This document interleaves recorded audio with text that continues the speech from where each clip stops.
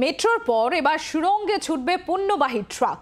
মেটিয়াবুরুজ থেকে হাওড়া গঙ্গার নিচে সুড়ঙ্গের নকশা তৈরি করেছে শ্যামাপ্রসাদ মুখার্জি বন্দর কর্তৃপক্ষ। প্রায় ৮ কিলোমিটার সুড়ঙ্গ পথ তৈরি হবে গঙ্গার নিচে।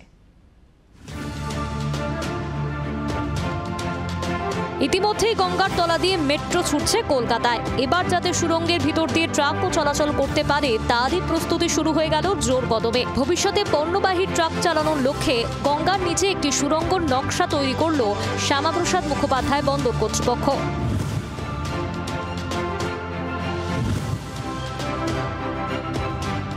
কলকাতা দক্ষিণ প্রান্তে মেটিয়াবুরুজ থেকে হাওড়া যাওয়ার প্রস্তাবিত সুড়ঙ্গ মূলত ট্রাক যাতায়াতের জন্যই তৈরি হবে।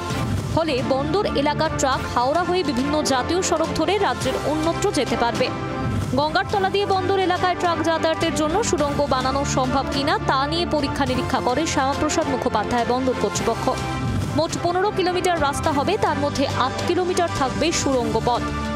11,000 কোটি টাকা খরচ হতে পারে এই প্রকল্পের জন্য। এই ধরনের টানেল অবশ্য নতুন নয়। বেলজিয়ামের অ্যান্টওয়ার্প বন্দরের শেল্ড নদীর নিচে লিফকেনশোয়েক সুড়ঙ্গ আছে। এই সুড়ঙ্গ 2 লেনের।